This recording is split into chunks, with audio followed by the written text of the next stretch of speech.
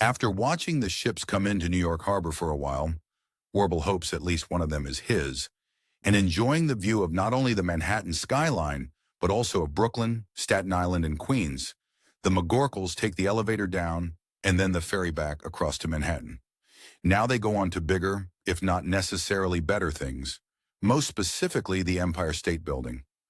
Warble keeps a lookout for King Kong, but after searching for a time and a season in vain, tries to console himself, disappointed as he is in the Big Ape's no-show, not to mention missing out on seeing Fay Ray, or at least her brother Link. With the sugar rush a box of Pop-Tarts provides, they never do put enough fruit filling in these things, Warble thinks as he contemplates the wafer-thin center of the tasty treat. Warble is silent as they get back on the subway headed towards Brooklyn. Instead of getting off at High Street, though, to return to the Hotel Bossert, Mary doesn't even notice that they missed their stop, being completely overwhelmed with the Big Apple and all its worms. They change to the F train and head into South Brooklyn, more specifically to Kings Highway. At Avenue O, they disembark again, and only then does Mary realize that this part of town doesn't look like Brooklyn Heights. Are we lost, Warble? This street doesn't look familiar? Do I look lost? Is all that Warble says in reply as they descend the stairs to the street. Kings Highway is a long, wide, and, by New York City standards, not overly busy street. A couple of blocks later, Warble stops in front of a house, looks at it for several seconds with what seems to Mary like a partially concerned, partially confused expression, and then decisively turns up the walkway, looking behind and waving her on impatiently. Come on, this is it.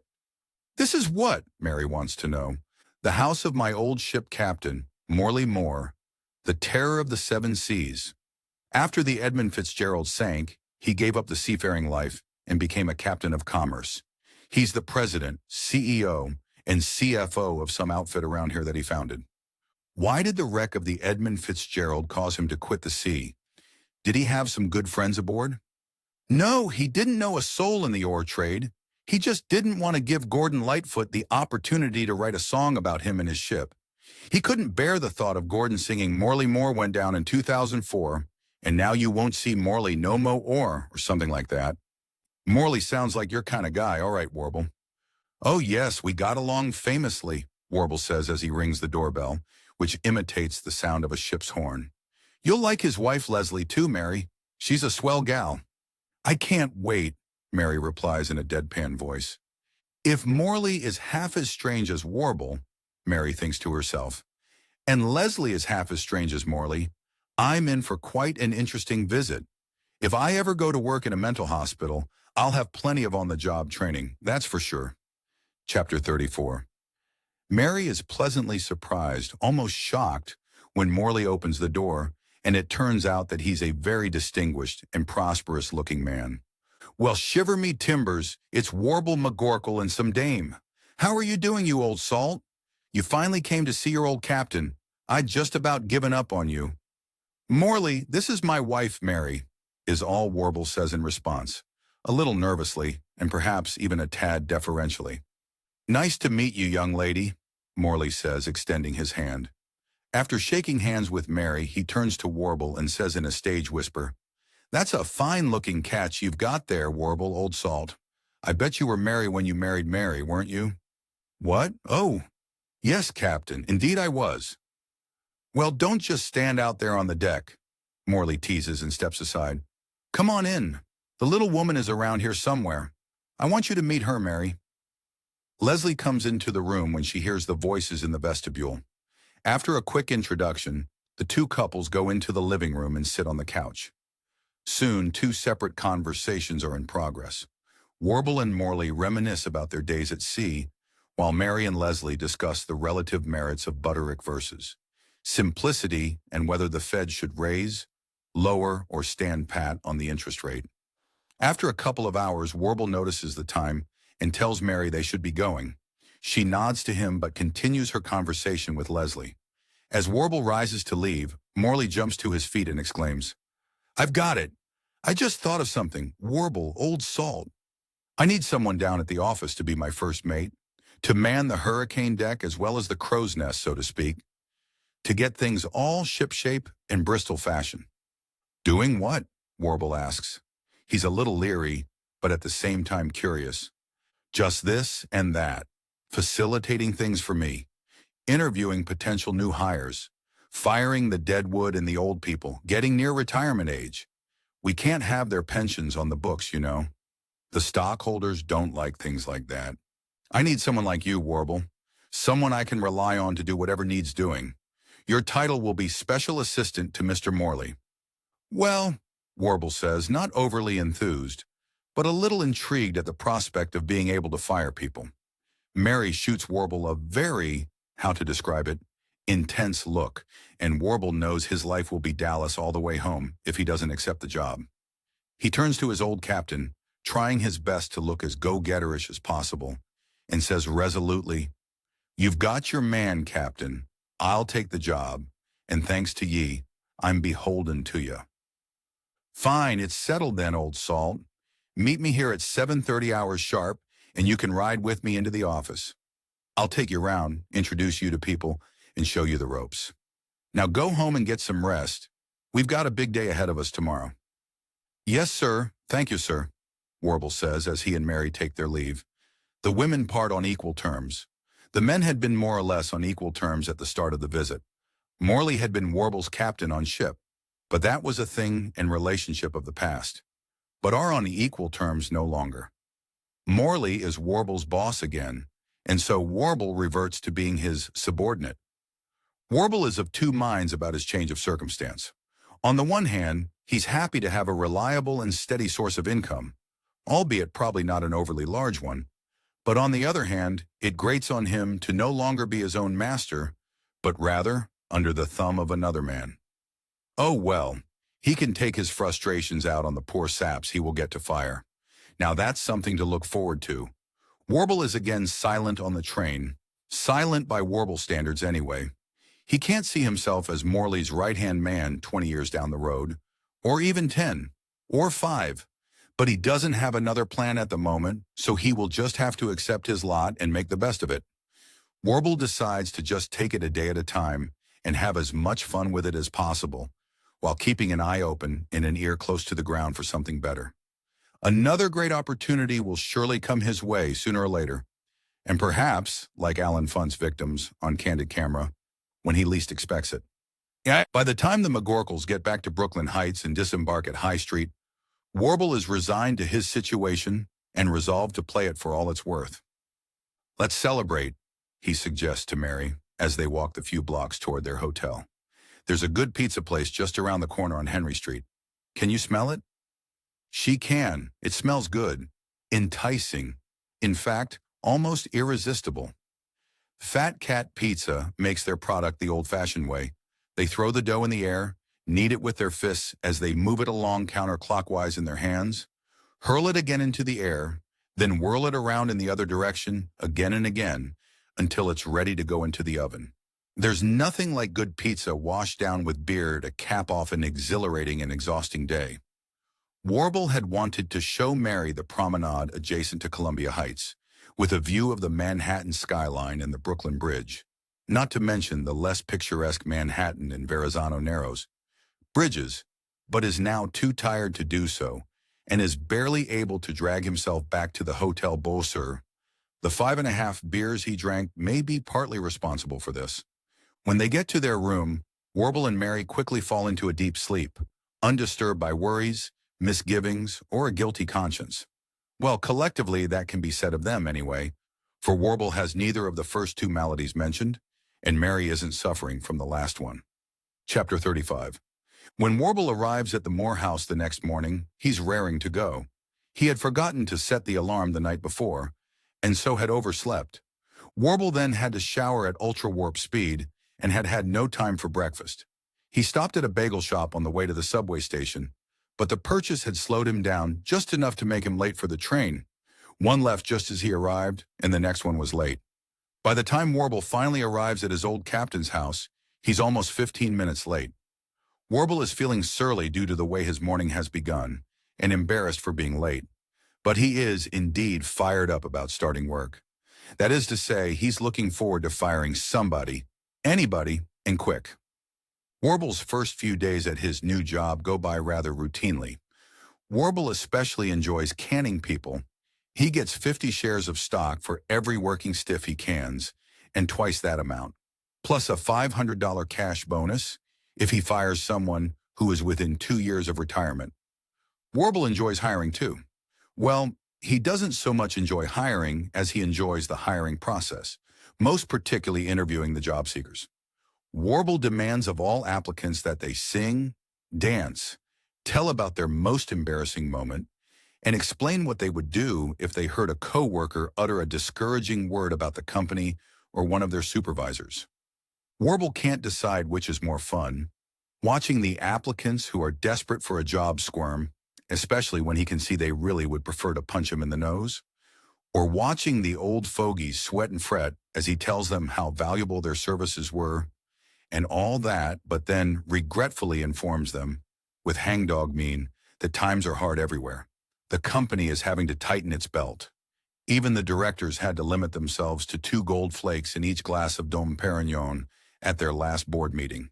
And so they surely see the necessity of being willing now to take one for the club, to suck it up and take it like a man or a woman, get over it, don't be a whiner, and admit that they just don't cut the mustard anymore.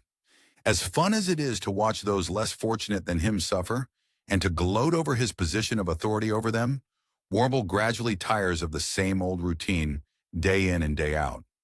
One day, shortly after listening to an eager, more to the point desperate job applicant stumble through a medley comprised of The Good Ship Lollipop, Wild Thing, Delta Dawn, and Tiptoe Through the Tulips, songs selected, of course, by Warble, watching him do his best at dancing the twist while singing the aforementioned songs, hearing about the time he ripped his pants while showing off for a girl as he climbed up the side of his house pretending to be Spider-Man, the most embarrassing part of which being that he was 32 years old at the time, and finally witnessing his lame attempt at a show of sincerity in claiming that he would immediately and without compunction report any fellow worker who in any way gave indication of a bad attitude, at the first sign of dereliction of duty or on any evidence.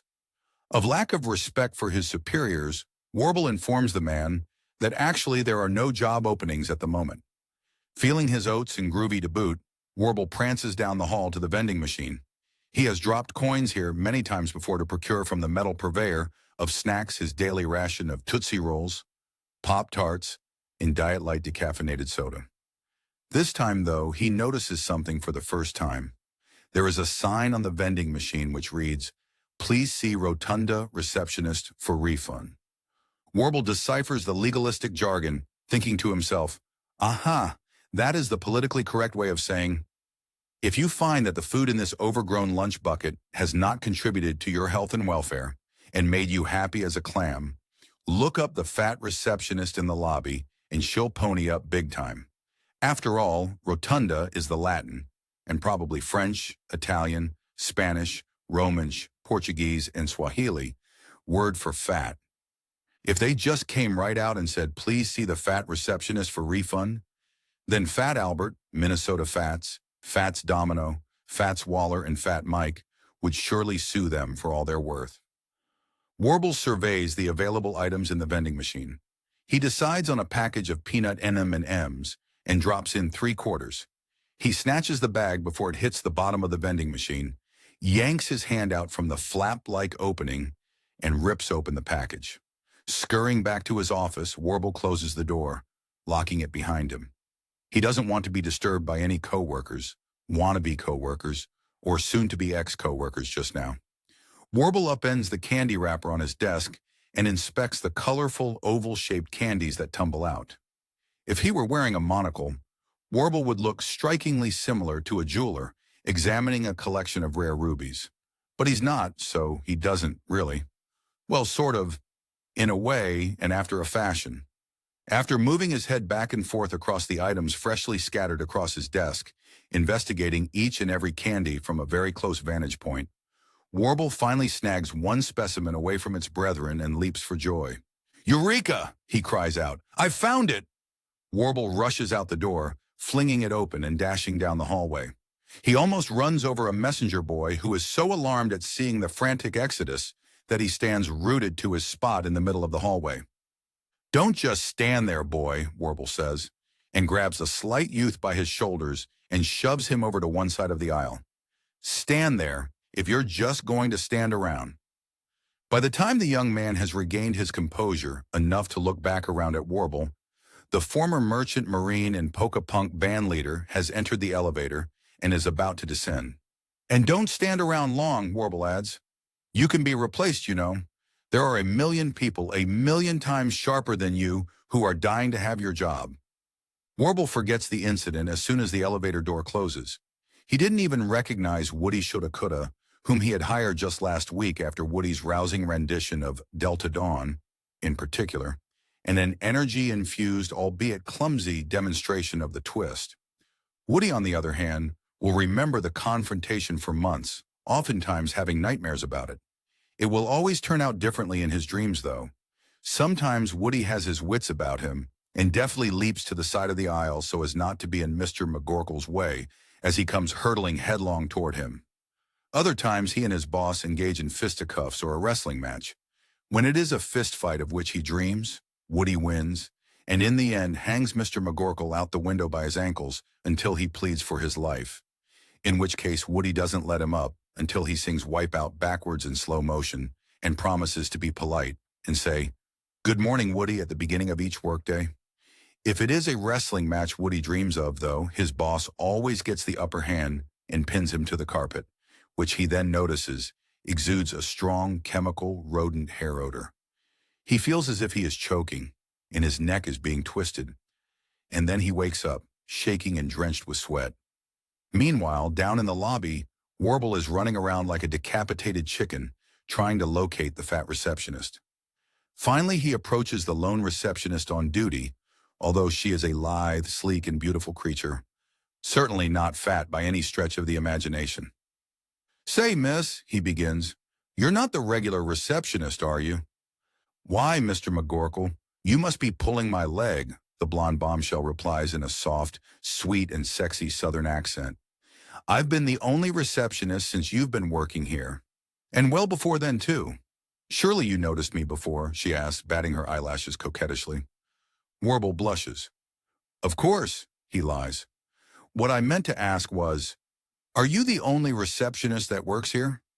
I have reason to believe you have a counterpart who is, shall we say, a little fonder of the festive board than you appear to be." The receptionist's demeanor changes instantaneously. "You mean a fat chick?" she counter-questions. She is not as dense as her hair hue might lead a person to conclude. Her tone has taken on a hard edge, and her accent is sliding from Mississippi molasses to brash and Brooklyn-esque. She thinks Mr. McGorkle must have a thing for full-figured gals, as they are sometimes euphemistically called, or, as Warble calls them, economy-sized women. Being a gold digger of long standing who had seen in Warble an up-and-coming star of the firm, and because she has to work very hard to maintain her trim figure, the receptionist is downright furious at what she perceives as a spurn. "There ain't no fat chicks manning this post, you strange, sad little man," she hisses. "I didn't want to go out with you anyway," she informs him, practically spitting in his face. Warble is taken aback. The sticker on the vending machine says, in so many words as near as he can make it out, "Go see the fat receptionist for a refund." But there is no fat receptionist. The only receptionist in the building is far from fat. "It's a trick. I've been duped. It's a trap," Warble yelps. He spins around, looking to see if he's about to be tackled by whoever it is that has tricked him.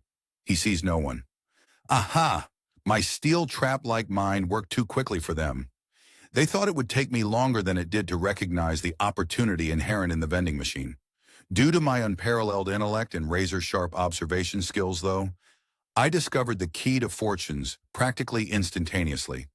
Purchase a defective item from the machine and cash in on the untold millions greedily hoarded by the purveyors of junk food. Not willing to run the risk of returning to his office, as his pursuers could be on him at any second, Warble exits the building without returning to give his notice, leave any messages, or even to swipe any paper clips from the supply closet. Within 15 minutes of his uncovering the plot to kidnap him, doubtless to coerce out of him, by tortures unimaginable, the ideas locked up within his inestimable and incomparable cranium. Warble is on the subway heading towards Brooklyn Heights. Chapter 36. Ascending the stairs at the High Street subway station, Warble pulls his coat up over his ears as he joins the flow of foot traffic on the street. He shifts his eyes from side to side, on the lookout for any would-be kidnappers. Doing his best turtle imitation, Warble shrinks his head as far as he can down into his coat and whistles happy together under his breath. He wants to appear calm, cavalier, and carefree. Warble slips quietly into his hotel room, inadvertently startling Mary. Until Warble's sudden appearance, she had been totally engrossed in the television special Wheeling in the Years, a 90-minute recap of the most memorable moments from Wheel of Fortune. "Why home so early, dear?" Mary gasps, recovering from the minor shock. "Pack your things, Mary. We've got to rip this joint. I was cheated out of a fortune today, and those who bilked me want to kidnap me. We may have only minutes. Hurry, grab your slippers, your robe, and your makeup case. I'll get my shaving kit and my notes." In scarcely 8 seconds, Warble is ready to go. "Come on, Mary, there's no time for dilly-dallying around. Leave those papers and that old box of vanilla wafers." Mary is standing in the middle of the room, looking around in confusion, wondering if she is forgetting something important. Warble grabs Mary by the hand. "Don't look back, Mary. It's time for me to fly. New York's not my home, and it's hard to be a saint in this city anyway." The McGorkles take the stairs instead of the elevator, for 2 reasons. First, Warble wants to prevent a potential kidnapping of himself, and second, he wants to avoid walking past the hotel's front desk, as the clerks might deduce that their most illustrious guests are leaving and ask to be remunerated for the stay. Warble will gladly pay sometime, but not today. "Today is never a good day to pay," Warble is fond of saying, as well as, "Why pay today when you can easily postpone payment until tomorrow?" And, as the great philosopher John Fogerty said, "Tomorrow never comes." As the McGorkles hurry down the side street to where they've parked their PT Cruiser, Warble turns to look at a street person who is sitting against the side of a building, tin cup in hand. Warble is hoping the man is sound asleep or drunk so that he can quickly and quietly spirit away any bills he may have in his cup. To Warble's dismay, though, the man is wide awake and fully alert. Warble's eyes practically bulge right out of his head when he takes a close look at the man's face. He turns away as quickly as possible and whispers to Mary, "Hey! I recognize that guy dressed up like a bum. He used to be a nose tackle for the Denver Broncos." Mary's eyebrows gather. "He tackled noses?" she asks. "Whatever for?" "You're the one that claims that football is America's #1 sport, and you don't know the first thing about it, do you, Mary? There are 2 reasons a nose tackle is called a nose tackle, besides the fact that it sounds so suave and debonair. That is, namely, 1. These highly skilled professionals are trained to tackle the ball carrier's nose, because when they do that, generally the whole head gets tackled, and the rest of the body normally comes down along with the head. 2. If unable to tackle the ball carrier via conventional means, they are trained to punch him in the nose. A couple of wiry defensive backs and a linebacker or 2 hold the hapless opponent until the nose tackle comes up and pops him one. The nose tackle is the only player who, by rules, is allowed to do that without being penalized. It's not exactly expressly and explicitly encouraged by the NFL's Rules Committee, but it is certainly condoned. The refs will look the other way if it's a nose tackle on the giving end of a nose punch. But enough of that. This is no time for a course in fundamental football whys and wherefores. That very gentleman around whom our conversation has been revolving has been hired to nab me and throw me in the East River, or worse yet, the Hudson. We've got to skedaddle, vamoose, make like a tree and leaf. If I stay here any longer, I'll end up adding to the pollution at the bottom of the East River, along with the tennis balls, pop-tops, and American cheese. So, in the interest of public health and safety, so as not to inadvertently contaminate the water supply, not that I'm concerned in the least with my personal welfare, I will make the ultimate sacrifice of vacating the premises and move on down the road. Yikes, I just realized. It's more likely that his designs are to overpower me and heave me into the sewer with all the giant, steroid-fed crocodiles for which New York City's sewers are famous. The McGorkles manage to make it to their PT cruiser unmolested. Warble squeeches his tires leaving the parking lot, barely missing the homeless man Warble thought he had recognized. Warble breathes a sigh of relief as the McGorkles exit the Holland Tunnel, heading out of the city. He's about to tell Mary more about the origins of the tunnel, how it was used in the Civil War to transport tulips to the Union Army, which they used both as food and ammunition against the hordes of the insurrection, but he sees and hears that she is already sound asleep. Warble reaches into his shirt pocket and smiles as he feels the bulbous M&M. "This grotesque little thing is worth a fortune, Mary," he tells her, although he knows she's in slumberland. "If I hadn't found this misshapen, deformed candylet, my adversaries may have caught me. I could have cashed it in for a fortune, but I've ended up getting something even better from it," he says, taking it out and holding it up in front of his face, turning it around and around in his fingers and eyeing it lovingly. "This scrumptious little tidbit saved my life. From now on, little M&M," he continues, addressing the oddly shaped piece of chocolate, "you are my special buddy and my good luck charm. I will never abandon you. Just as you didn't let me down, I won't let you down either." Warble gives the green M&M a tender kiss, drops it carefully back into his shirt pocket, and gives the slight bulge at his breast a couple of gentle taps.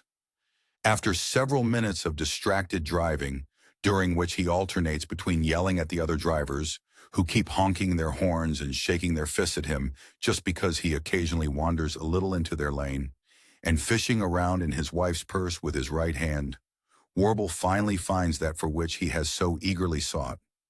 Warble flips the device open, presses a few buttons, waits a few seconds, and then, as the Callie picks up, informs Morley that he has to give up his berth. The voice on the other end sounds uncannily like that of Mr. Slate, Fred Flintstone's boss. "Mutiny!" Morley shrieks. "Mutiny! If I ever get my hands on you, Warble Poundcake McGorkle, yes, I know your middle name, you old rascal, I'll have you keel-hauled." Warble just smiles and turns the cell phone off. He is in his element now. He is again footloose and fancy-free, on the road again and heading west to Bethany, Oklahoma. Chapter 37. On the way to Oklahoma, Warble alternates between explaining facts and history relative to places through which they pass and singing the song named for the state. While driving through Pennsylvania, he expounds on how the Little League was formed in Williamsport, which is true, but then adds that the original name of the town was Keystone Cop City and was changed to Williamsport after Little League began there, because baseball is Williams' sport, referring to Ted Williams, who was batting 1,000 at the time. Probably not true. Then Warble sees a sign for Oklahoma City and bursts into song. "Oh, Oklahoma, where the wind comes sweeping down the plains." Later they pass through Columbus, Ohio, which causes Warble to cease singing and explain to Mary how Columbus is a tweener city, too small to have a professional baseball, football, or basketball team. Professional meaning here MLB, NFL, or NBA, you nitpickers out there in Readerland, but too big to qualify as small, and small is big nowadays, Warble adds. In Huntingburg, Indiana, the singing again stops. This time the cessation of Warble's vocalizing is caused by the McGorkles stopping at Barnum Mindiana's diner for lunch. As he and Mary sit down at the quaint eatery, Warble says, "You would never know from looking at this town that this was the very spot where the infamous confrontation between Charlemagne and Genghis Khan took place, away back in Civil War days."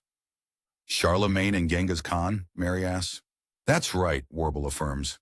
"They settled their differences in a unique way. They didn't fight a conventional battle because they didn't want to destroy any of the apple trees in the area. After all, why should trees be cannon fodder?" "That sounds sensible," Mary agrees. "You don't really believe Charlemagne and Genghis Khan cared one whit about apple trees, do you, Mary?" Warble responds in disbelief. "They only made that concession out of fear of what John Chapman, a.k.a. Johnny Appleseed, would do to them if they molested a single bud on one of his precious seedlings. The Appleseed gang, led by Don Knotts, Jack Elam, and Slim Pickens, were so notorious for their ferocity in warfare, not to mention their expert use of cyanide-tipped blow darts made from the extract of apple seeds, that even the mighty Khan and his opposite number were petrified of them. Anyway, this drowsy white town got its name from the way they settled their conflict. One man from each army was selected out from their ranks. Volunteers were requested, but everyone volunteered. So a representative from each camp had to be selected. And they engaged in a mutual search and destroy mission. What were they to search out and then destroy? Mary is curious. Each other. They blindfolded the two men and started off one man from this side of that hill over yonder and the other one from the other yonder, and they tried to find each other. So what happened? Mary asked before inserting a couple of French fries into her mouth. One guy caught the other at the top of the mountain, bent him over his knee, and spanked him in front of both armies, as well as other onlookers, the residents of the town mostly. The victor, Cha Spanker, declared himself king of the hill. The defeated army left the field in shame, disgrace, and embarrassment. Yes, I'll bet the losing combatants' cheeks were really red. But which army was it? Who lost? Huh? I don't know. You can't expect me to know everything, Mary, Warble retorts, feigning indignation. Inwardly, he is gloating that Mary really does seem to believe that his knowledge is boundless, whereas in reality, he knows there are a few minor gaps in it here and there. Warble figures he only knows approximately 94.2% of all that there is to be known. It just so happens that this one little meaningless and inconsequential factoid about who won the Charlemagne Khan tree-friendly spanking battle is one of those few and far between facts that he lacks. Anyway, Mary, Warble continues, the point of the whole story is, that is how this sleepy little town got its name. I don't get it. How did they get Huntingburg from that incident? Or is Huntingburg an even newer name than the one it took on after that event? Mary, you need to bone up on your etymology a little bit, Warble suggests. Why? I don't like bugs, Mary replies. Etymology, not entomology, Mary. Etymology is the study of word roots, stems, and origins. Huntingburg is a contraction of the original name, place where the hunting of burgers transpired. You see, in those days, people had more time for small talk, and so the place names were longer. But that's neither here nor there. Eventually, the name, place where the hunting of burgers transpired, was reduced to Huntingburg, and finally Huntingburg, without the H on the end, that is. Why does the name indicate, then, that they hunted burgers? If they wanted a burger, they could have just come here to Barn and Mindiana's diner, Mary reasons. Not that kind of burger, Mary, Warble sputters. Burger with an H, in other words, a citizen. Most of the soldiers were draftees at that time. Due to the great quaking and fear due to the ascendancy of the Appleseed Gang, as well as the general malaise caused by the invention of mayonnaise, a barbiturate, the great armies of Europe could not get enough volunteers. So they were forced to institute a draft, which caused the armies to become filled with burghers, citizens, instead of professional soldiers. And so, thanks to the Appleseed Gang and mayonnaise, this town is named not Hunting Soldier, but Huntingburg. After this harangue, Mary is thinking that Warble singing Oklahoma isn't so bad after all, in comparison to his history lessons, that is. But she hasn't heard anything yet. Chapter 38. In Oak Lawn, Illinois that evening, Warble gorges himself on so many Chicago dogs, hot dogs with onions, pickles, fluorescent green relish, tomatoes, sport peppers, celery salt, and mustard, known simply as dogs or red hots in the greater Chicago area, that he becomes drowsy and Mary takes over the driving duties. When Warble regains a certain semblance of consciousness, the McGorkles are approaching the Mississippi River. As Warble in his semi-comatose state realizes where they are, he starts awake as if bitten by a horsefly. Mary, do you know where we are? He asks excitedly. We're about to cross over from Illinois into Missouri, Mary answers flatly, sad to see that her husband has awakened out of his slumber. Yes, but I mean, do you know where we are? The first town we'll hit in Missouri is Hannibal, one of the most historic towns in this entire nation. This is where Becky Ross designed the Confederate flag and then outsourced the actual sewing of the thing to some of Pancho Villa's soldiers' wives before she started her instant cake company. Becky Ross? wasn't it Betsy Ross and wasn't it? Mary asked, confused. Becky, Betsy, Betty, what's the diff? Warble asks. The names are interchangeable, Mary, like John and Jack. You know, John Kennedy, Jack Kennedy, John Brown, Jack Brown, Jack Nicholson, John Nicholson, Jack B. Nimble, John B. Nimble, Jack London, John London. And of course, everyone knows all about John and the Beanstalk. In other words, Becky Ross is Betsy Ross and Betty Ross. After the Civil War, she married the mountain man, Davy Crocker, and since he was always out hunting raccoons and just generally fooling around, she had to be the breadwinner in the family. Her Yankee ingenuity, after the Civil War she considered herself a Yankee, resulted in the formation of her famous cake mix conglomerate, and the rest is history. It was Davy Crockett, not Davy Crocker, Mary contends. Warble pays no heed or mind, though. He's on a roll now. The Lewis and Clark expedition also came through here. One of the members of their entourage, Sacagawea, liked the place so much that after they returned from their road trip to Portland, she started the Indian Motorcycle Company with her friend Joe McCarthy. As if that is not enough history for one town, for one state even, that isn't the end of it. No, not by any means or by a long shot. The great American author Jack Steinbeck hails from here too. He wrote Travels with Jim, Life on the Illinois/Missouri border, west of Hannibal, and Huckleberries of Wrath. Mary scratches her head. And of course, Warble continues, as everybody knows, country artiste Shania Twain and baseball player Roger Clemens hail from here also. This town is steeped in history, Mary. Steeped, Warble concludes, shaking his head in wonderment and admiration. Noticing that Warble is on the verge of a nostalgia-induced conniption fit, Mary changes the subject. Warble, do you remember the time Martha Stewart demonstrated how to prepare a quiche omelet casserole? Mary, let me drive, Warble grunts. You're overtired. You must have overtaxed your stamina behind the wheel. Yes, dear, Mary says, pulling over to the side of the road. By the time Warble has gotten into the driver's seat, Mary is sound asleep. Exhaustive history is exhausting, Warble admits, glancing over at Mary. There's only so much of it a body can take at any given time without getting overstimulated. Warble continues on their westward quest, crossing the bridge that spans the mile-wide tide of the mighty Mississippi. Warble's internal infernal homing device is pointing directly to the Oklahoma City suburb of Bethany. Chapter 39. As the unlikely duo cross the border from Missouri into Oklahoma, Mary asks, Warble, I've been wondering, who's in Bethany? Which old shipmate of yours settled there? None that I know of, Warble replies, enjoying the look of confusion on his wife's face that this statement induces. Then why in the world are we going there? I've never even heard of the place. That's exactly why we're going there, Mary. You should have been a carpenter, or perhaps a furrier, because you've hit the nail right on the head. Who would ever look for me in Bethany, Oklahoma, of all places? There's nothing there but nothing there. Certainly nothing there that would give anyone anywhere, anytime the slightest inkling that I, the inventive genius of the era, the man born with perfect brain pitch, would be there ensconced. Sometimes I do think you have pitch on your brain, Warble, is Mary's response. Thank you, Mary, Warble replies, misunderstanding Mary's meaning. I could have been a pitcher, and I could have been in pictures, and above and beyond all that, I enjoy drinking beer from a pitcher. So in short, you are correct, madam. You are correct. Pitch in many of its derivatives is on my brain, often, in fact, along with gazillions of other things, many of them simultaneously. Where will we stay and for how long? Mary wants to know. What will we do?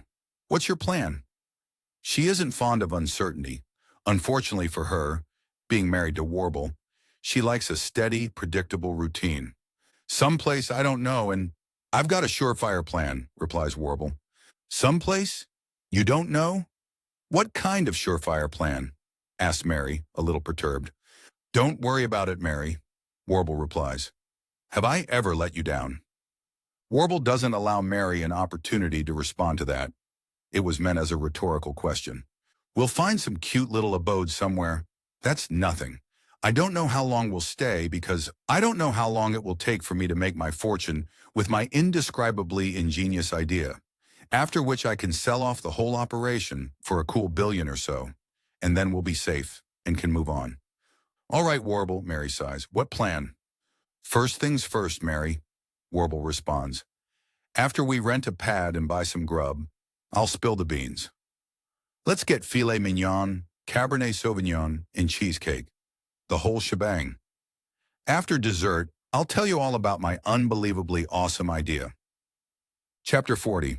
The McGorkles find an apartment in the middle of town, among those that are, for the most part, rented out to air traffic control cadets attending the academy in Oklahoma City. This suits Warble fine, thinking that his neighbors will be quiet, spending most of their time studying for their exams. After stowing the minimal possessions with which they've been traveling in their apartment, mostly clothes which easily fit in the rear compartment of their PT Cruiser, but also, of course, Warble's priceless notebook, Warble and Mary drive to the Piggly Wiggly down the street to get some groceries. On finding the last item on their shopping list, Warble wheels the cart towards the checkout area. Another couple shopping together stop to talk with the McGorkles. The masculine half of the duo is intrigued by the items in the McGorkles' cart. He thinks the McGorkles must have a little money anyway to be purchasing these particular items.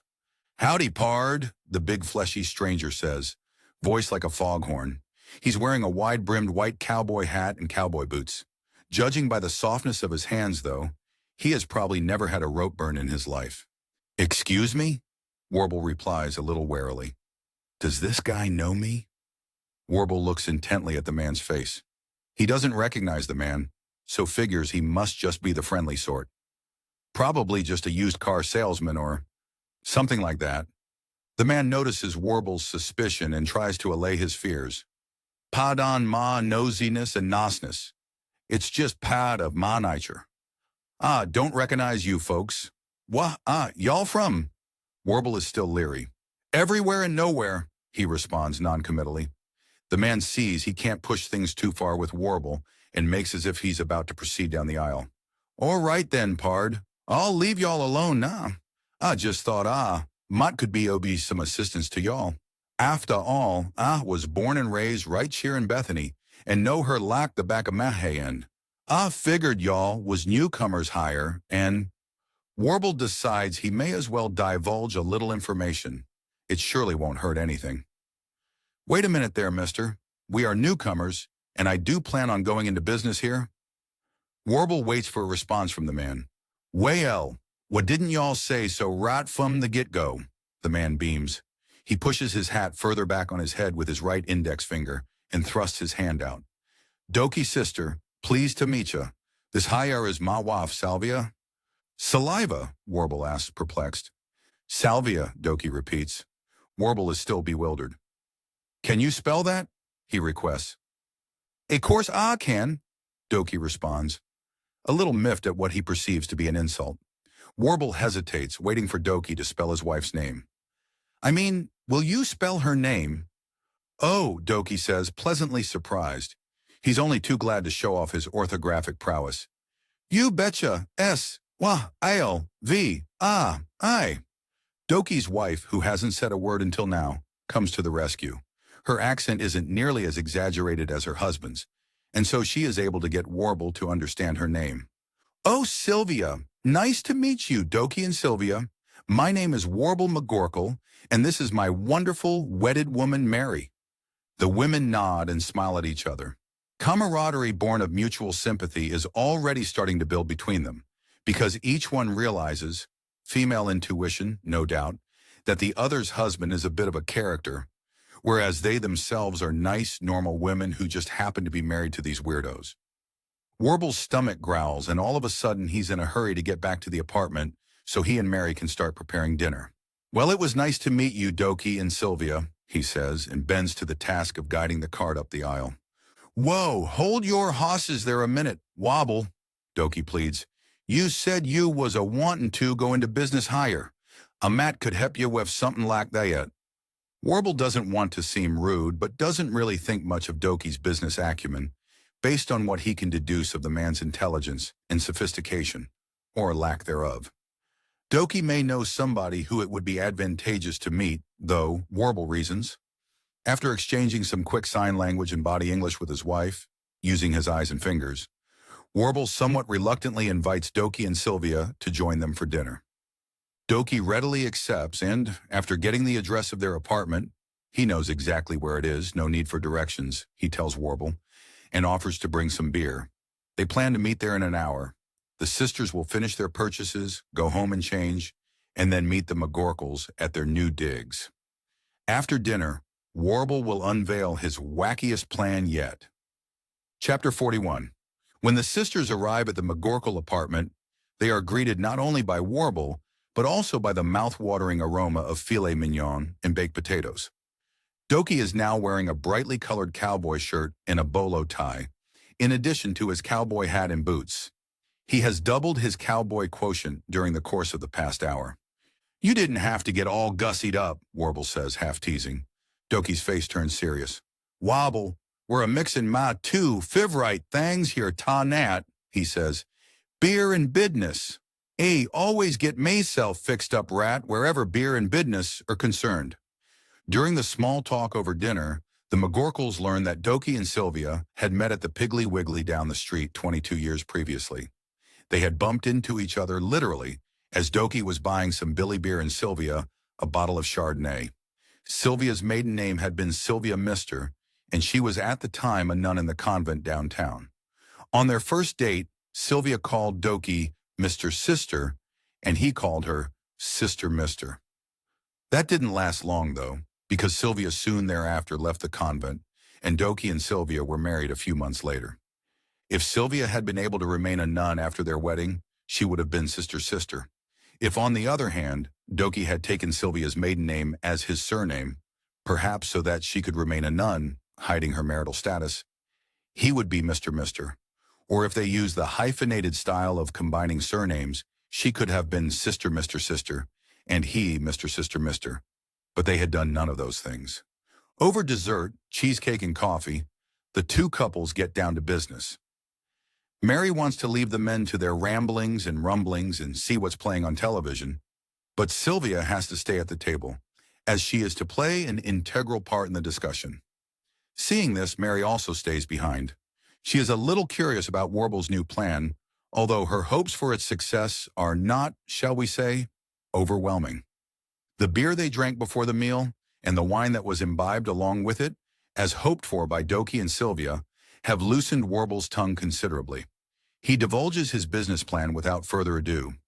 He is so proud of his fail-proof plan that he simply cannot hold back a smug and self-satisfied smirk as he tells them all about it. Reality TV is all the rage these days. Outrageousness is all the rage. Tough guys are all the rage.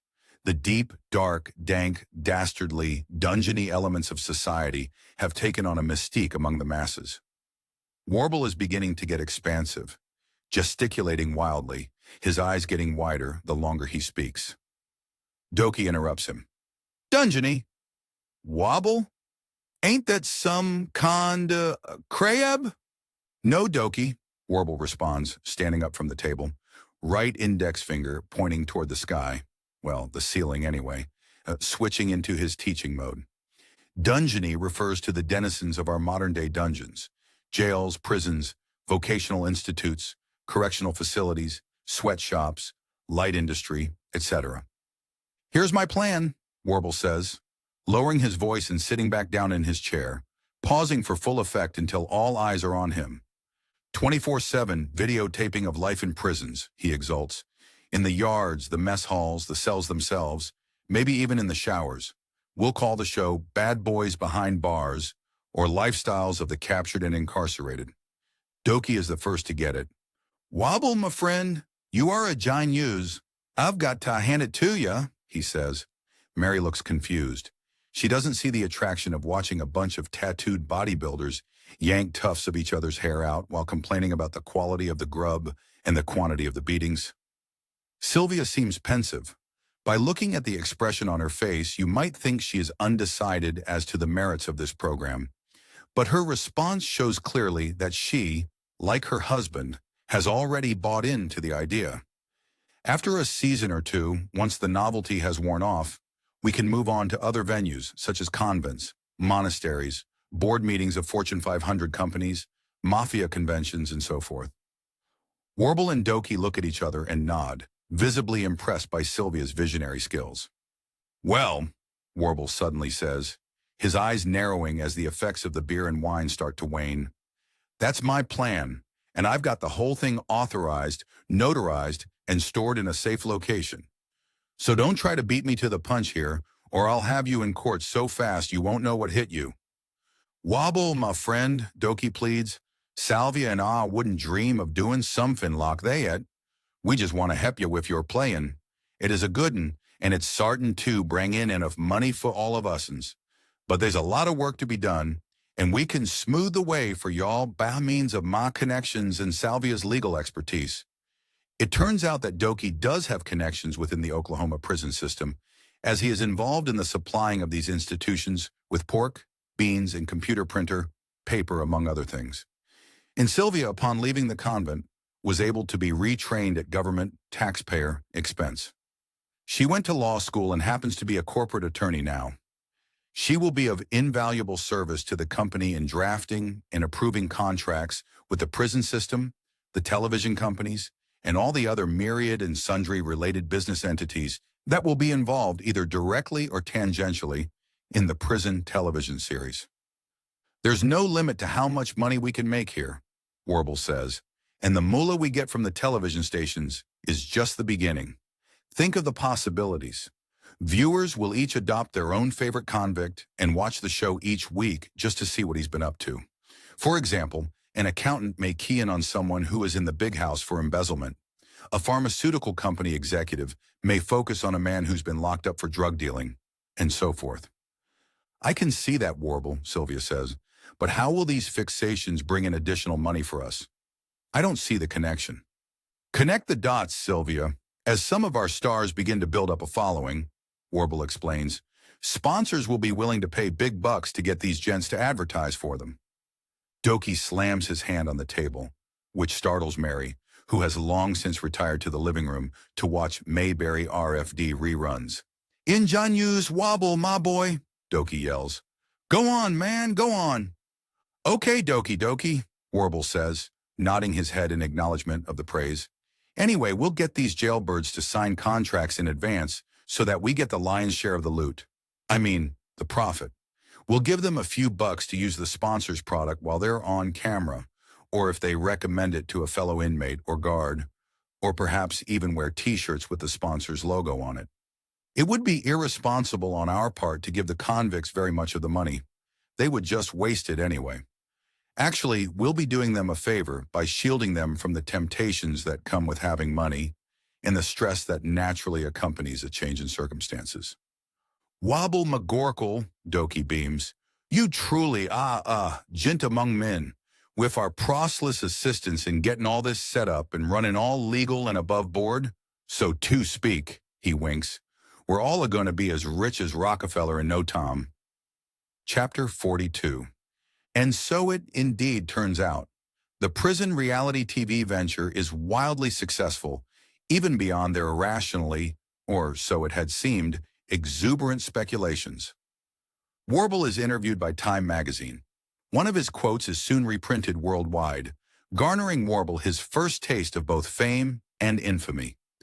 In response to the interviewer's question about the ethics of television cameras in prison, the privacy issues involved, and so forth, Warble had stated, "Now you know why Good Time Charlie's got the blues." Charlie was a fool, as it turns out. I'm referring, of course, to the once highly respected philosopher Charlie Rich, who claimed that no one knows what goes on behind closed doors.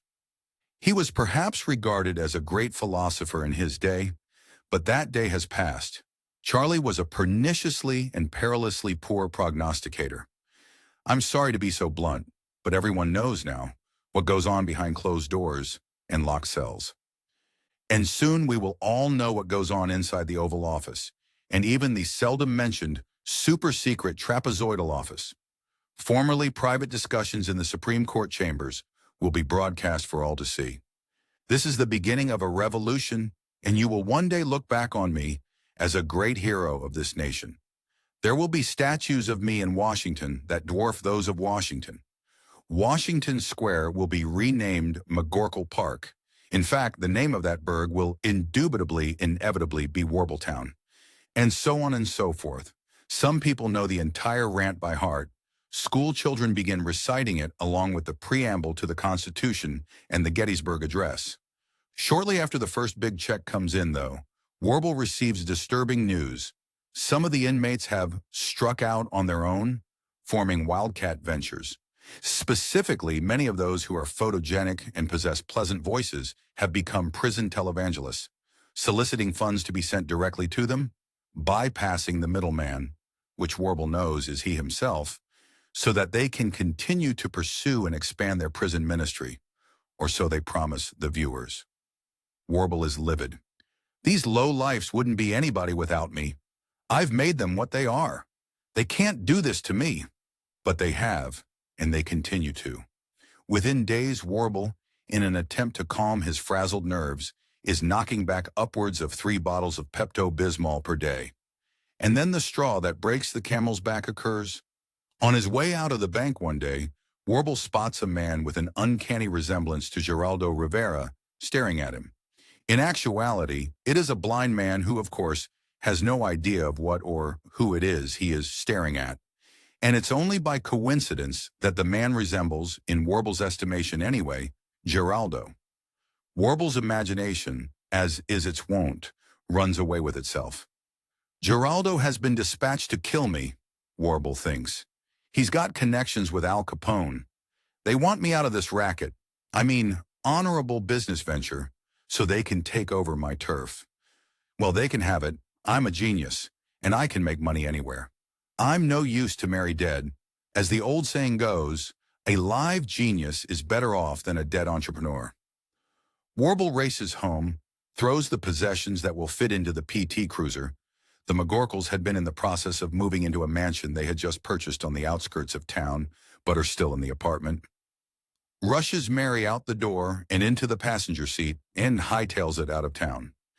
By the time they cross the Oklahoma-Kansas border, Warble has filled Mary in on what has provoked their sudden departure from Oklahoma, and Mary is drifting off to sleep, head resting against the door. She knew they would have to leave Oklahoma sooner or later, anyway. Next stop, East Helena, Montana, where Warble's old high school buddy Jim Nastix lives along with his wife, Half Pint. Warble had never learned her real name, and their sons Rock and Win. Chapter 43. Mary wakes up in time for Warble's history lesson as they pass through Dodge City, Kansas. This is where the great sport of dodgeball was invented, Mary, Warble informs his wife in his most serious and somber voice. If dodgeball had been an Olympic sport and there was no age or weight limit, I could have won a gold for the U.S.A. when I was in the 3rd grade. Yes, dear, Mary answers, and asks if they can stop to have lunch. After eating their fill of corn dodgers in Dodge City, the McGorkles climb back into their PT cruiser and follow the suggestion of John Soule. Mary, of course, is not a young man. And even in Warble's case, it's a matter of opinion whether 39 is included in the age range considered young. But had Mr. Soule been alive today, he doubtless would have added "and young lady" to his famous advice about young men going west and growing up with the country. Eventually, the McGorkles stop for the night in Longmont, Colorado. They make it to Newcastle, Wyoming by the next evening. By noon the following day, the McGorkles enter Butte, Montana. Butte is, to put it mildly, an unusual town. It is a mining town. The houses are located on the perimeter of the giant pit. More than once in Butte's history, the houses have had to be torn down and rebuilt further out from the center of the pit as the perimeter has expanded outwards. Driving into the odd little city, Warble gradually gets the feeling that he has traveled back in time. He gets the impression that Butte is stuck in the World War II era. It seems as if all the men in town wear hats, not the cowboy hats that are so common everywhere else in Montana, but the kind of hats that were common in the 1930s and 40s, like something you'd expect to see on James Cagney or Spencer Tracy. Warble mentions these impressions to Mary and adds, "It is almost as if we've driven right into a 1940s movie set. The colors don't even look quite right. The hues just don't appear quite natural. Everywhere I look, I can't help but think that I'm watching a black and white movie that has been, in spots anyway, colorized. Butte's natural state seems to be a black and white one. I wouldn't be surprised to see Ernest Hemingway's character Nick Adams, or a Raymond Chandler protagonist, such as one of those hard-boiled detectives played by Humphrey Bogart, come waltzing around the corner at any time. I think you're the one stuck in the past, Warble, Mary replies. You should update your reading and viewing choices. And give up Hemingway and Bogart for Henry Porter and Amarillo Powers? No thank you, ma'am, Warble resolutely objects. That's Harry Potter and Austin Powers, Warble. Whatever, whoever. Harry and Henry are really the same name, you know that. Harry Aaron, Henry Truman, Henrietta Tubman, etc. Warble conveniently omits mentioning any excuse for the other mix-up. Fearful of getting involved in a more serious time warp, Warble turns the PT Cruiser around and hightails it out of Butte. He had wanted to visit the Evel Knievel Museum there, but the strange nature of the town has him spooked. The McGorkles arrive at the Nastics' residence early in the evening, just around supper time. Jim is away on an emergency job, filling in for one of the people on his cleaning crew who had called in sick at the last minute. Normally, Jim just finds the jobs, negotiates the terms, and manages the business. But when a worker calls in sick or just simply fails to show up, Jim has to do whatever it takes to keep the customer satisfied, which means going out and manning a mop and a pail from time to time. It's a good life, though, all in all. Jim avoids the stresses of the corporate world and earns enough money with his business to provide a comfortable enough life for himself and his family. Jim's wife, Half Pint, it turns out that her real name is Melissa, invites them in and says that Jim has told her all about Warble and his high school antics. Warble denies all knowledge of such and claims that he was a model citizen all throughout his school years. Mary has heard plenty of stories herself about Warble in those days, but they have been related to her by Warble himself, and so she doesn't quite know whether to believe them or not. The Nastics' oldest son, Rock, is off skateboarding with some friends, but their younger son, Win, is at home. After being introduced to Warble and Mary, and being told that Warble is one of his father's old high school buddies, Win wants to know what his father was like in school. Win wants all the ammunition he can get so that anytime he asks his father for permission to do something, or is caught doing something of which his father does not approve, he can say, "Why can't I do it? You did it when you were my age." He is a smart kid and will go far in this world. Warble gladly supplies Win with plenty of useful information, and even stretches things a little with regard to Jim's shenanigans, irresponsible pranks, and general lack of interest in anything remotely resembling a formal education. This makes Win happy, and he returns to the living room to play video games. Since Warble hadn't warned the Nastics of his arrival, they, of course, had no way of knowing he was coming. Nevertheless, Jim is genuinely glad to see Warble there when he arrives home, or at least acts as if he is. "Warble, old buddy, old pal," he says. "Long time no see. How are things? I see you've gotten yourself hitched." The usual conversation between two couples connected by former school friendships on the part of the husbands ensues. The husbands try to recapture the old easy camaraderie they once enjoyed, and the wives attempt a mutual truce of sorts, as neither one is willing to acquiesce that the other is married to the alpha male of the pair. The result is a politely inquisitive and somewhat disjointed and bland conversation. And so we will not delve further into the events of that night or the following morning, where the same basic pattern is replayed around the breakfast table. That afternoon, though, Warble finds inspiration in a place that is becoming for him somewhat of a breeding ground for ideas and serendipitous meetings, a grocery store, this time the Safeway on South Davis Street in Helena. Chapter 44. Warble's next brainstorm blows in while he's shopping for food to replenish the Nastics' refrigerator and cupboards. He still has a huge wad of cash from the last Bad Boys Behind Bars royalty check. Warble can't stand it when his wallet is so bulging full that it won't close, and so is trying to spend enough of it to reduce the bulge to a manageable size. He doesn't trust banks, so always keeps his money in cash. Cruising the aisles for appetite-whetting items, Warble's attention is arrested by a fun-size package of what are labeled as home-style cookies. Warble picks up the package, flabbergasted by the gross and wild exaggeration. "Home-style?" Warble exclaims incredulously. "Home-style? That is patently ridiculous. Can you imagine some kid going over to a friend's house, and his mother pulls a plate of these cookies fresh out of the oven, half dollar-sized, hard as a rock, and full of chemicals? What a crock. How do they have the nerve to claim such a thing? It's an outrage. Home style, my Don Quixote. If these cookies are home style, the home in question must either be a home for the criminally insane or one for the pathetically, chronically phony. Warble buys all 314 remaining packages of the cookies in question and leaves the store gloating. That night he recounts the tale to his hosts and his wife. Rock and Win also listen in. I am going to sue the manufacturer. Notice I say manufacturer and not baker, because one cursory glance at the ingredients list tells you that the environment in which these so-called cookies were made is more like a drug lab than a bakery.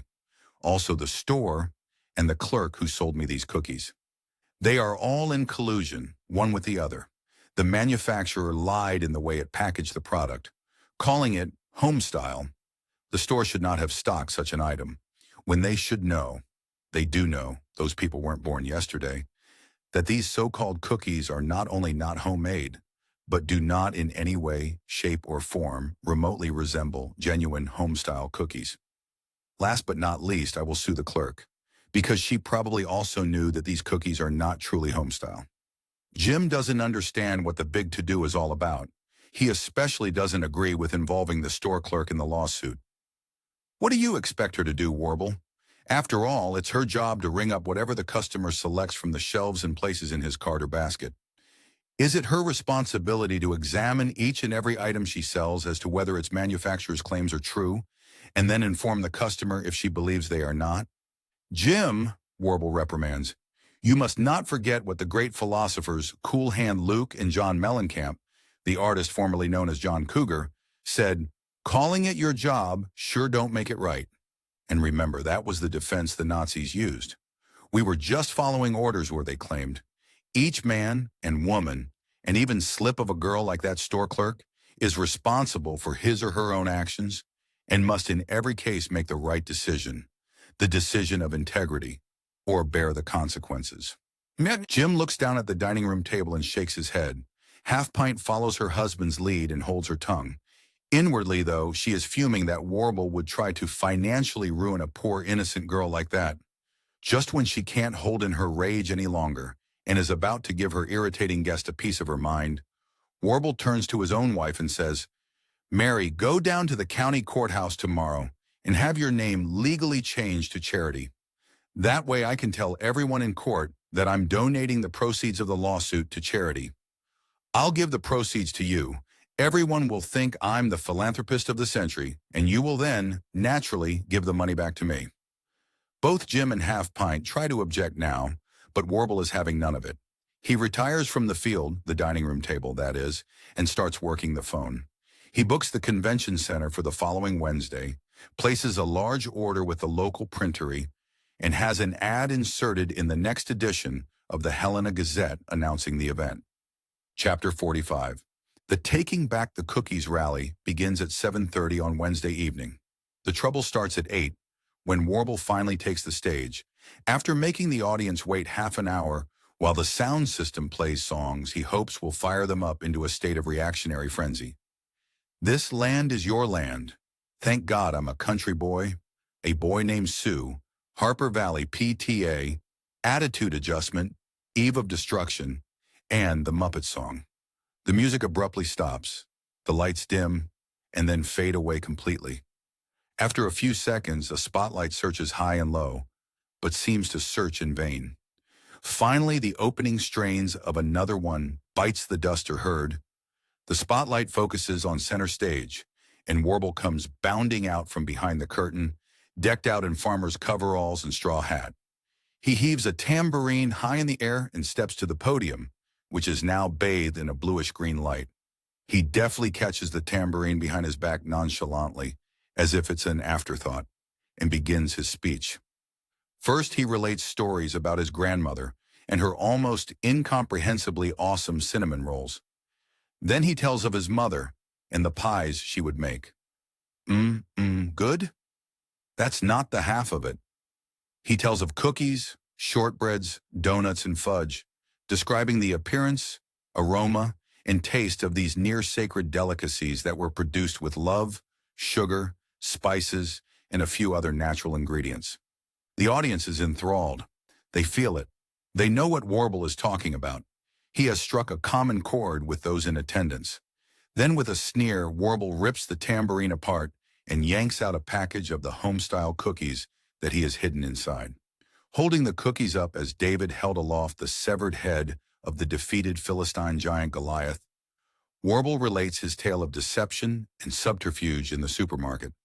Working his followers, for this by now, they can rightly be called, as outraged as they are over the mere existence of this item under this name. To a fever pitch, Warble yells out, in his best righteous indignation voice, "We're mad as Dallas and we're not going to take it anymore. The home-style cookies must go." These huge mega-corporations only understand one language: money. There is only one thing that will make them stand up and take notice: a blow to the pocketbook. For this reason, friends, I, Warble Poundcake McGorkle I, invite you to be a participant in this great uprising against the hucksters of this world, those with the audacity to claim that these chemical-filled briquettes are the equal of what your mother and my mother baked. The crowd roars its enthusiasm. They want blood. If the executive who had made the decision to name the cookies of interest homestyle were in their midst, it would go bad for him, to say the least. The audience would doubtless rip him to shreds and feed him to the grizzly bears in Glacier Park. Yes, friends and neighbors, Warble continues, you can be a part of this historic event by contributing to defray the expenses of this lawsuit, which, because it will be brought against such a huge and deep pockets company, will indubitably be very expensive. Please, friends, fellow sons and daughters of mothers, reach into your wallets and purses, reach into your pockets and fork over. I mean, donate from the bottom of your heart and the depths of your soul, however much you feel home and hearth and mother are worth.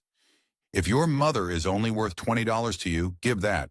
If she is only worth $50, contribute that. If your mother, friends and neighbors, is only worth $100 to you, after all the time she changed your diapers and cleaned up after you, give that. If your mother, who gave birth to you and sacrificed for you, and probably still does, means more to you than that, much more, sacrifice that. Collection plates have been placed conveniently throughout the auditorium. Please, friends, give until it hurts. Only then can we hit the home-style phonies where it hurts them. As I know, that is what all of you would want, and it would take too long and delay our cause unnecessarily to keep track of how much each of you give. Instead of distributing the money among all of us, my fellow sufferers of false advertisement, I will immediately contribute all the proceeds from this lawsuit to charity. On saying that, Warble hopes that Mary remembered to change her name. Oh, well, it's the thought that counts, Warble mused. Even if she didn't do it, I'll proceed as if she had, and nobody will be the wiser. As his coup d'etat, Warble pulls out a book and holds it up for the audience to see. The book is several inches thick, but all the pages are blank. Of course, no one in the audience knows that. Pausing to arouse anticipation, Warble finally bellows out triumphantly, "Eat your heart out, Ralph Nader. I have written a scathing denunciation of the phony food industry named unwholesome in any quantity, as those of you in the front row can see, and those of you in some of the other rows who are blessed with very good eyesight, no doubt as a result of genuine home cooking, including fresh cookies galore." Cheering wildly and fired up with enthusiasm, the crowd heads for the exits, emptying their wallets of all their cash on their way out. Chapter 46. Feeling ebullient about his unprecedented success, and both a little perplexed as well as overjoyed at how easy it was to bend a mob to his wishes, Warble leaves the building by a side door, relying on Rock and Win, whom he has, unbeknownst to their parents, hired for this very duty, to collect, collate, and sort the money. As he is about to climb into his PT Cruiser, Warble is tackled from behind. Two men drag him into the alleyway behind the convention center, and after wresting the false-bottom tambourine away from him, bludgeon him with it.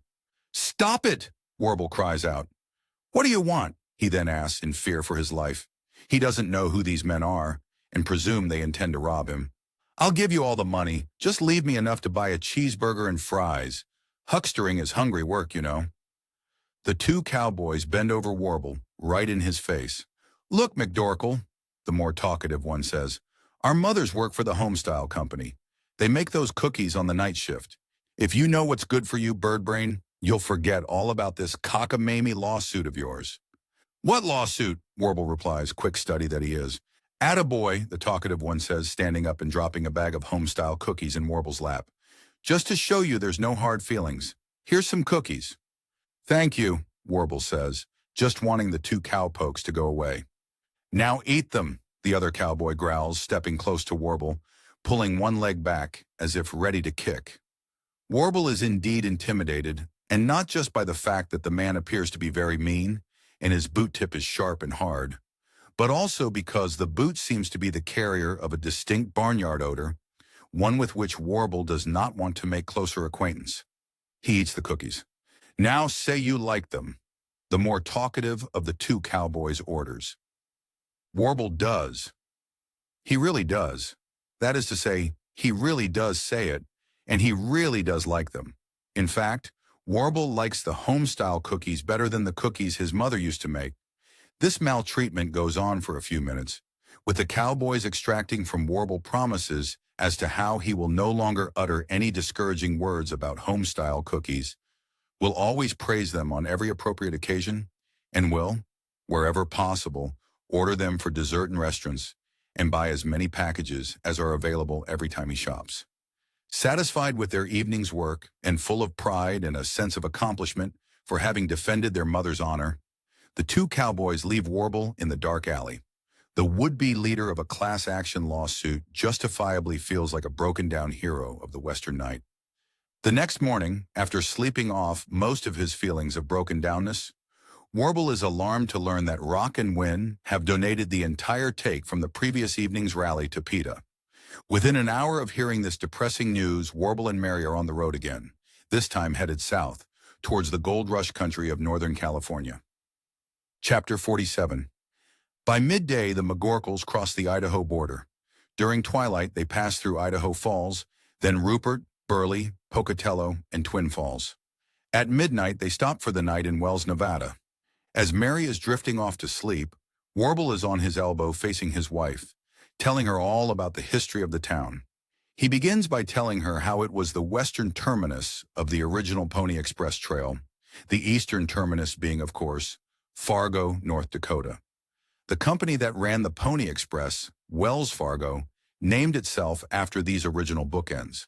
The founders became so wealthy so fast that they had to form their own bank in which to store their immense profits.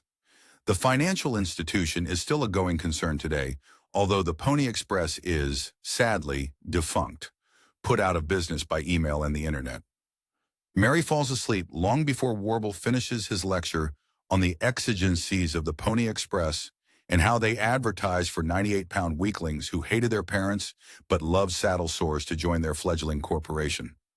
Riding in the rain was required, sleeping at the reins was strongly discouraged, and, in fact, punished with the greatest severity. The rider caught in this state of consciousness, or lack thereof, was sentenced to 3 years of mucking out Wells Fargo's Central Corral in Dead Horse, Montana, at half pay. That night, Warble dreams fitfully of traversing the United States in a stagecoach on Route 66. Along the way, they continually woe the team of horses to pick up hitchhikers. First, they pick up Daniel Boone and Abraham Lincoln, then Mark Twain, followed by Nellie Bly, Mother Jones, Will Rogers, Mae West, Walt Disney, Jim Thorpe, John Wayne, Elvis, Lucille Ball, Fess Parker, Johnny Carson, Frank Zappa, and Dennis Rodman. Finally, as the stagecoach slows to pick up Madonna, who for some reason is dressed in a kilt and is playing Loch Lomond on the bagpipes, Warble falls into a deep sleep. After a hearty breakfast of cinnamon rolls and coffee at Citizen Page the next morning, Warble and Mary head out onto the highway once again. Winnemucca first grows larger and larger in the windshield, and then gradually recedes in the rearview mirror. Later, the same phenomenon transpires with the desert towns of Jackpot and Sparks. In the biggest little city in the world, Reno, the McGorkles stop for the night. As Mary sleeps, Warble gambles away practically their entire fortune, most of it at the blackjack and craps tables. Sheepishly, Warble climbs into bed at 3:14 a.m., quiet as a mouse. Lying in bed, Warble is so distraught over the stupid squandering of his life savings that he can't sleep. Something besides just the loss of the money, because he knows there's more where that came from, is bothering him. In a flash of enlightenment it comes to him. He realizes that his lucky M&M has failed him.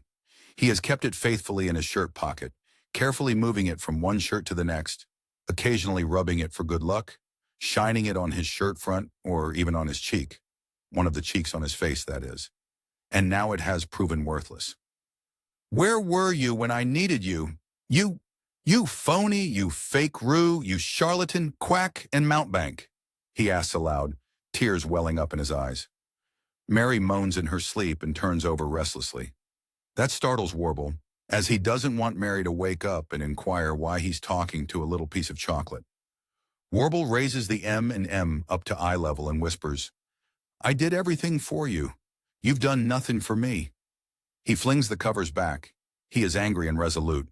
Warble is about to take drastic action, and there's no stopping him now. Sliding open the glass door, Warble steps out onto the veranda and, reaching his right hand back as far as he can, is about to fling the lone green M&M out into the vast voids of space.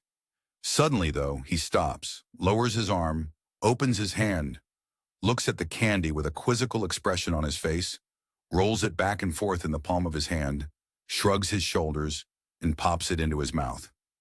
3 crunches and a swallow later, the M&M is history.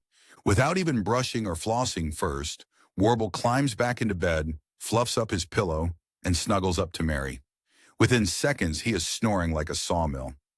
The next morning, Warble pretends everything is fine and that nothing is amiss, specifically their money. Of course, he will think of some new money-making venture before long, and the money won't be an issue. Once his next ship comes in, the one laden with his next fortune. To take his mind off his troubles, Warble, as soon as he and Mary get on the road, bursts out into song. "California, here we come, right back where we started from. Open up your pearly gates, and don't forget to pack your crate." "Warble, what are you talking about? You've never been to California in your life." "Haven't you ever heard of poetic license, Mary? Poets can say anything they want, without fear of being sued for libel, slander, or perjury. And anytime you sing, you become, while you're singing, a card-carrying bona fide, dyed-in-the-wool, sure as you're born, honorary poet." Mary just rolls her eyes. The McGorkles travel in silence through much of the Alpine area, from Lake Tahoe at the Nevada-California border onward, over highways 89 and then 88. But when they reach the summit at Donner Pass, Warble begins to wax historic. Mary, away back in 1492, one of the most serendipitous events in all of history occurred in this very vicinity. A little Dutch boy herded 99 reindeer over that pass over there. He points out the window of the PT Cruiser to a pine and fir tree-covered mountain slope. A thunderstorm came up, and the boy was tragically struck dead by a bluish-green bolt of lightning. His herd of reindeer stayed on the mountaintop, feeding on wild honey and locusts, and gradually increasing in number and making themselves at home in the abandoned hunting lodges in the area. One season, the 49ers came trudging over the hill, looking for the golden trophy. They got lost near the summit after their coach, the only one with a map, fell down a mine shaft. Just as the Gatorade and power bars gave out, Joe Montana, or was it Steve Young, spied the herd of reindeer relaxing in the lodge. Needless to say, the Dutch boy inadvertently and indirectly provided a feast for the 49ers that night. Reindeer steak, reindeer stew, and reindeer jerky were the salvation of that troop. Which reminds me. "Warble, get back on your side of the road," Mary shrieks. Warble has been so engrossed in his own tale that he has drifted into the opposite lane, and they are going around a blind corner with a sheer cliff on their starboard side. Warble is momentarily frightened, but embarrassment overrides fear, and he forces himself to speak slowly and calmly as he gradually edges the car over to the right side of the road. "Both sides of the road are mine, Mary, both sides. After all, I paid enough money in taxes from my hard, back-breaking, wearing my fingers to the bone work on bad boys behind bars to pay for every highway in the United States, I do believe. Tell that to a car coming the opposite way, or a semi, Mary replies indignantly. Warble, unable to think of anything to say in response, scratches his cheek. Yes, one on his face. After a few seconds, Mary breaks the silence. Speaking of money, though, how much do we have left? Warble is struck by a sudden coughing fit. He coughs and begins beating his chest with his right fist, while deftly guiding the PT Cruiser down the mountain grade with his left hand. Mary recognizes a diversionary tactic when she sees one. Cut it out, Warble. You don't even smoke, Mary says, crossing her arms. A sickening thought floods into Mary's consciousness. Warble, you didn't, she gasps. You gambled our money away. First you say I didn't, then you say I did. Make up your mind, woman, Warble says, feigning exasperation, but somewhat glad in spite of himself that the cat is out of the bag. Mary expertly ignores the lame ploy to plop the guilt into her lap. Well, which was it? Did you or didn't you? She prods. Warble sighs, gulps, and looks away. The former, he sheepishly admits. This is Warble at his most contrite. But before Mary can even begin to berate him, or wail in agony, he plasters his best fake smile across his mug and announces, Don't you worry your pretty little head over it. Honey pie, sugar cakes, hugly, snuggly, wuggly bun. I've got a plan.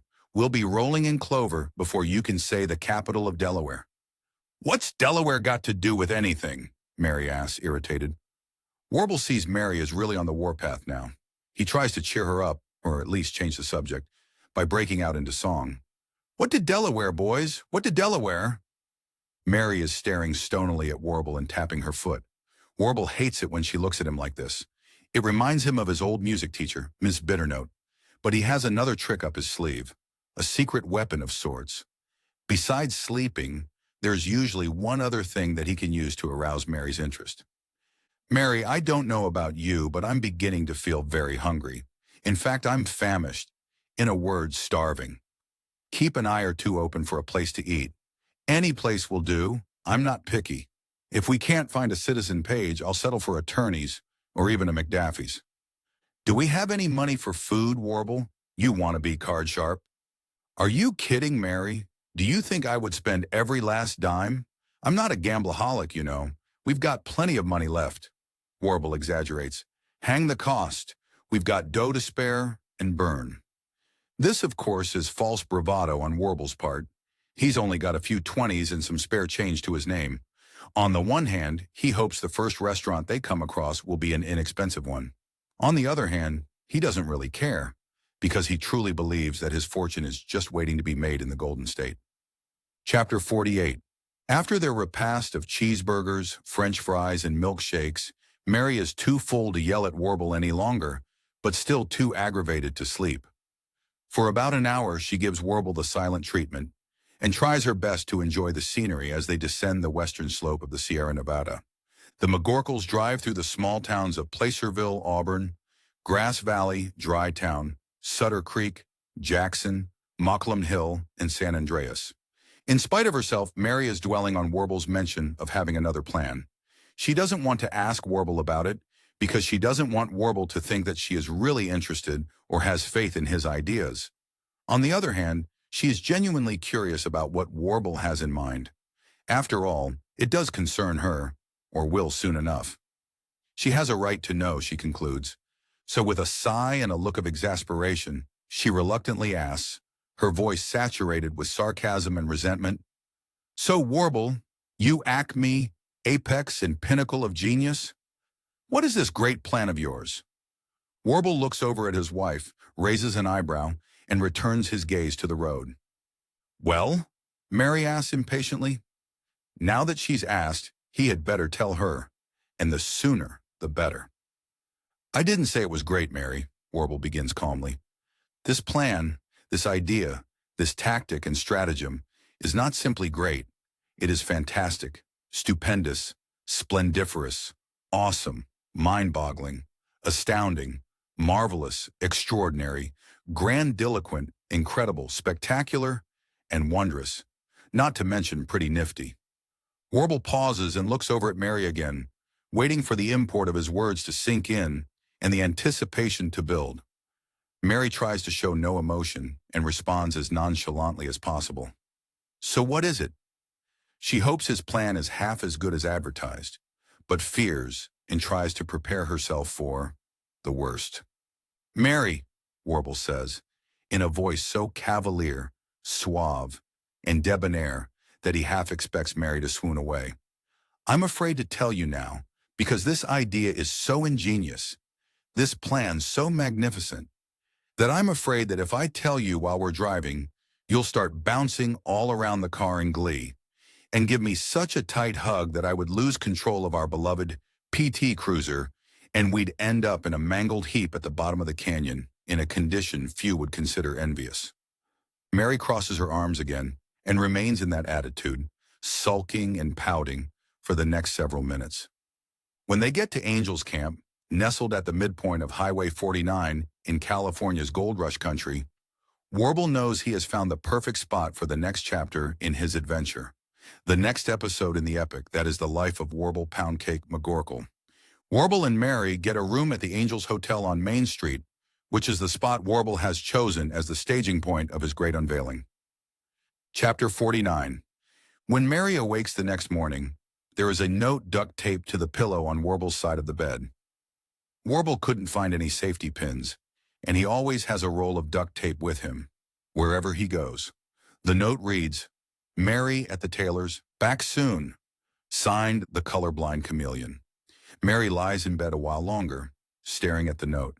She reads it over again, slowly, but can still make no sense of it. The colorblind chameleon? Why did Warble sign the note that way? And why would he go to a tailor? I've never known Warble to go to a tailor. He's not exactly the GQ type of man. Mary finally gets up, and even though the maid will come in later, makes the bed. She doesn't want the housekeeper to think she's sloppy or lazy. Mary showers and dresses, then descends a single flight of stairs to the hotel restaurant to have a bite to eat and read the newspaper. After ordering baking powder biscuits and orange juice, Mary opens the Calaveras Enterprise to see if there's anything new and interesting. Just as she begins reading an article about a man falling into an abandoned mine shaft near Copperopolis, Mary's breakfast arrives. As she spreads blackberry jam on a hot, fresh biscuit, Warble walks in, carrying a bundle under his arm. He doesn't see Mary at first and heads for the stairs. Warble leaps onto the second step and is about to continue ascending the stairs in that fashion, 2 at a time, when Mary calls to him. Seemingly stopping in mid-air, mid-leap, Warble hurries down the steps backward, whirling around when he reaches the bottom of the staircase and striding over to Mary's table. Sitting down across from his wife, Warble sets his package on the chair next to him and pats it with his hand. "Oh, thanks, Mary," he says, grabbing the biscuit out of her hand and stuffing it in his mouth just as she is about to take a bite of it. He then looks accusingly at the biscuit, sets it down on the plate, and lifts off the top half. "Aha! Not enough butter." "Mary, you never apply enough butter. You would think a resident of the dairy state would show a little pride in her homeland and spread generous helpings of the delectable stuff wherever she had the opportunity. But no, you conserve and scrimp and economize." "Warble, that biscuit was meant for me." "Mary, you're so selfish, always thinking of yourself. And when you knew I would be famished from a strenuous walk all over town and back again. The only reason I'm going to all this trouble is so that I can pay for your biscuit fetish and orange juice addiction." Mary has 2 choices, argue or ignore. She decides to change the subject. "So, Warble, what's in the package? A new dress?" "Why would I want to wear a dress?" Warble asks, confused. "For me," Mary explains. "I was wondering if it was a new dress for me." "A new dress for you?" Warble repeats, surprised. "Why would you need a new dress, Mary? Did somebody die?" "Nobody died, Warble." "Whew!" Warble whistles in relief. "That's good. I don't have time to attend anybody's funeral just now. I've got big plans for today, the next day, the next day, and for several more afterwards." "No, Mary, in this package," he points at it and pats it again, "is the snazzy, jazzy, eye-catching, form-fitting suit to be worn by yours truly as the you-know-who." That odd remark reminds Mary of Warble's cryptic note. "Do you mean the colorblind chameleon?" Warble practically jumps out of his chair. He clamps his hand over Mary's mouth and whispers hoarsely, even though there is no one else in the room. Shh. Never reveal my secret identity. Warble slowly removes his hand from over his wife's mouth and sits back down. The you-know-who, Warble says, will restore mankind's faith in the basic goodness in human nature and make everyone proud of living on the same planet that he does. People will swarm to see him, to bask in his glow. Women will swoon if he simply smiles at them.